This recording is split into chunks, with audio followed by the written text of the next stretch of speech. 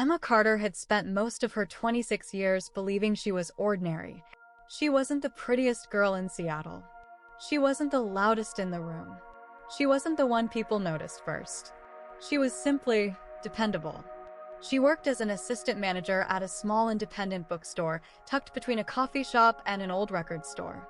Every morning, she unlocked the front door at exactly 8:30, watered the plants in the window, arranged the newest novels on the display table, and greeted customers with the same warm smile. People loved her, but nobody really knew her. Even Emma wasn't sure who she truly was anymore. Her best friend, Chloe Mitchell, was the complete opposite. Beautiful, confident, a lifestyle influencer with over 2 million followers on social media. Brands mailed her expensive handbags. Luxury hotels invited her for free vacations. Fashion companies competed to dress her. Wherever Chloe walked, cameras followed. Emma and Chloe had met in college. Despite their differences, they became inseparable. Emma proofread Chloe's assignments. Chloe helped Emma overcome her shyness.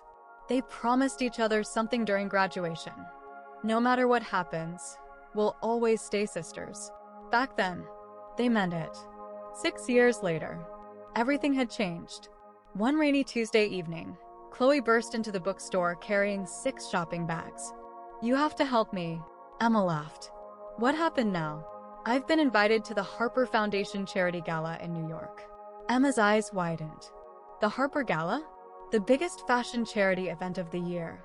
Chloe nodded dramatically. "I need someone I trust." Emma smiled. "I'm sure you'll look amazing." "No." Chloe grabbed Emma's hands. "I need you to come with me." Emma froze. "What?" "My assistant quit yesterday. My manager is in Paris. Everyone else is busy." Emma shook her head immediately. "I don't belong at events like that. You belong wherever I say you belong."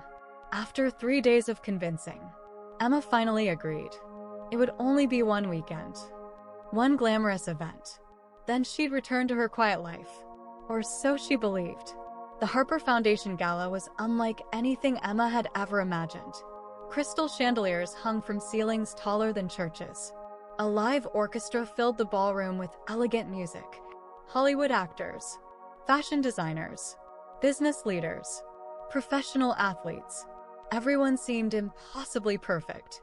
Emma suddenly became painfully aware of her simple navy blue dress. Compared to everyone else, she looked invisible. Exactly as usual.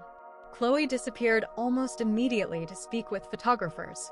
Emma wandered toward the refreshment table, hoping nobody would notice her. That's when disaster struck. A waiter accidentally bumped into her. Red wine splashed across the front of her dress. Emma gasped. "Oh no." She hurried toward the restroom, desperately trying to wipe away the stain. Nothing worked. The fabric was ruined. She wanted to cry. An elderly woman standing nearby noticed her panic. "My dear." Emma looked up. The woman smiled kindly. "I think I can help." She introduced herself as Margaret. Nobody around them seemed to recognize her. She looked elegant but simple. Margaret led Emma into a private lounge. Inside hung several gowns prepared for charity auction models. One dress caught Emma's attention immediately. A stunning emerald green evening gown.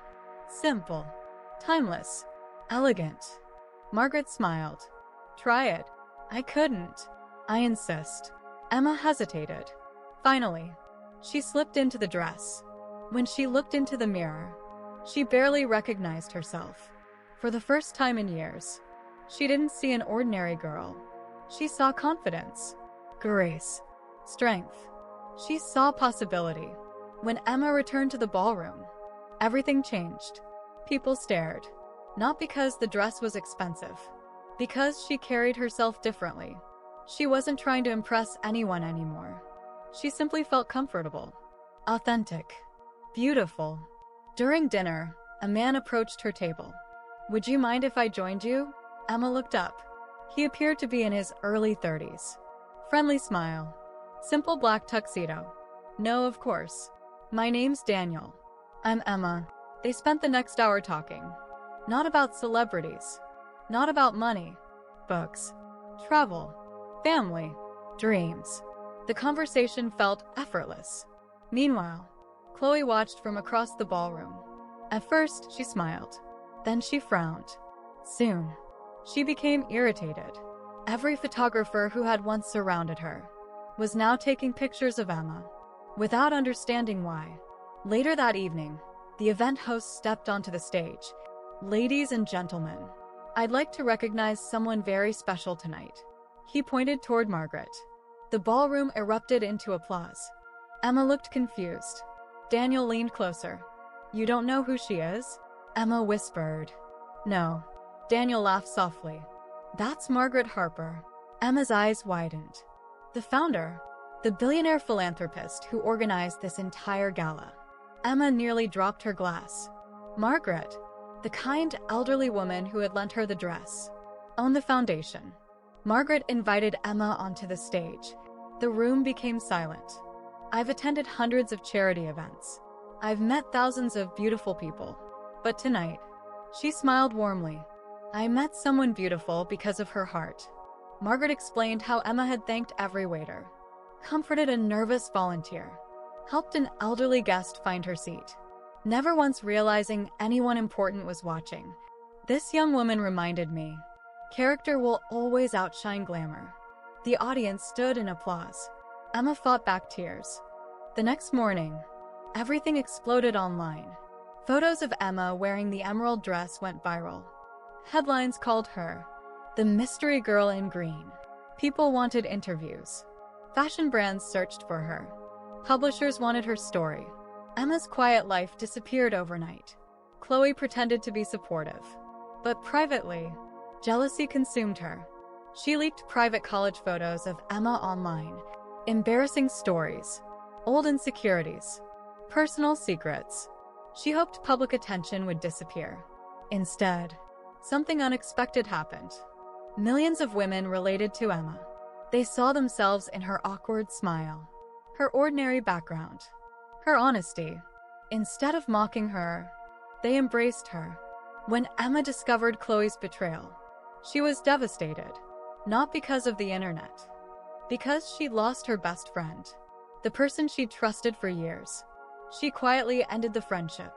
No public arguments, no revenge, no social media drama, just silence. Sometimes, walking away is the strongest response. Months later, Margaret Harper invited Emma to lunch. "I have a proposal." Emma smiled nervously. "I'm listening. I want you to lead a new foundation project." "What kind of project?" "A nationwide program helping young women build confidence, career skills, and financial independence." Emma couldn't believe it. "Why me?" Margaret reached across the table. "Because you remember what it feels like to be invisible. And those are the people who changed the world." Over the next 3 years, Emma traveled across America.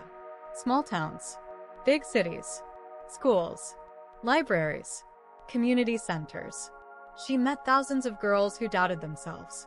Girls who believed they weren't smart enough, pretty enough, successful enough. Emma shared one simple message. You don't have to become someone else. You only have to stop believing you're not enough. One autumn afternoon, Emma returned to the same little bookstore where she'd once worked. Nothing had changed. The old plant still stood by the window. The smell of fresh books filled the air. A teenage girl approached shyly. "Excuse me." Emma smiled. "Yes." The girl held out a worn copy of Emma's best-selling memoir. "I just wanted to say, I almost gave up on college, but your story changed my mind." Emma hugged her tightly. For a moment, she remembered the frightened woman staring into a stained dress in a hotel restroom. She smiled. Sometimes life changes because of one opportunity, sometimes because of one person, and sometimes because someone simply believed in you before you believed in yourself. Emma never became famous because she wore the perfect dress. She became unforgettable because she never forgot who she was beneath it.